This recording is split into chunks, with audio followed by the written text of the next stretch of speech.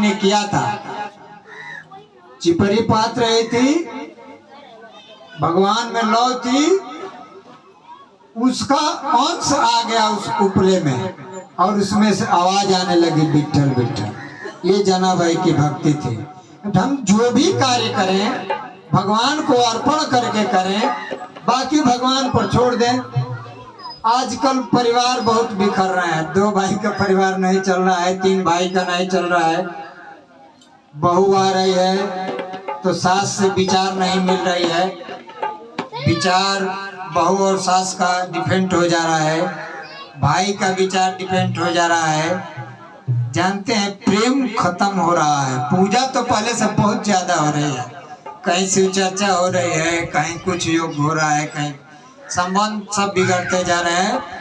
पति पत्नी में भी संबंध बिगड़ रहे हैं। इसका एक ही कारण है, भोजन हमारा दूषित है, हमारा अन्न दूषित है, हमारा विचार दूषित है, हमारी सुनने की समझने की शक्ति क्षीण हो रही है, हमारा चिंतन परमात्मा में नहीं हो रहा है।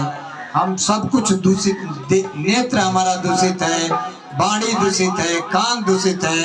हम भगवान की भक्ति कैसे करेंगे? हमारे पास वो बल नहीं है कि कोई अपनी वाणी से अशब्द बोल दे हम उसको झेल पाए। हमारे पास जब उससे ज्यादा शक्ति रहेगी तभी तो हम उसकी वाणी को झेल पाएंगे। हम तुरंत एक्शन लेंगे, तुरंत लड़ाई झगड़ा करेंगे, परिवार में बिखराव होता है। तो संत कहते हैं, संत जैसा चले हैं जिस रास्ते पर, बाबा ने पूरा जीवन दूसरों की भलाई के लिए समर्पित किया। बाबा का जीवन हम देखते हैं तो दूसरे की भलाई के लिए बाबा ने पूरा जीवन जिया है।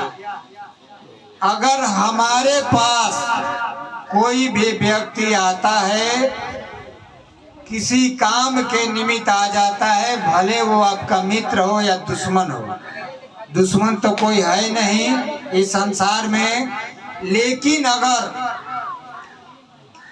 उसका अगर आप समर्थवान है, आपके योग्य अगर काम है और उस व्यक्ति का आप काम कर देते हैं, 2 कदम चल देते हैं, इससे ईश्वर आप पर प्रसन्न होंगे। उसका काम न समझ करके वो ईश्वर का काम समझिए और उस 2 कदम चल दीजिए, उसका काम बन जाए। इससे बड़ा कुछ नहीं है संसार में। हम सभी आए हैं इस धरती पर, हमारा एक लिमिट समय है, सबको एक दिन छोड़ करके इस धरती को जाना है। और जितने दिन हम इस धरती पर हैं, हमारे अंदर प्रेम, करुणा, दया ये सब रहे। अगर ये हमारे अंदर है तो हम परमात्मा के करीब हैं, हम बाबा के करीब हैं। अगर ये नहीं है तो हम परमात्मा के करीब नहीं हैं। आइए हम भजन के अगली कड़ी में सुनते हैं। बाबा के बहुत पुराने भक्त हैं, लौहर प्रसाद जी जिगनी के रहने वाले हैं। इनसे एक प्यारा सा भजन सुनिए। लौहर जी बहुत पुराने भक्त हैं, आइए इनसे एक प्यारा सा भजन सुनिए।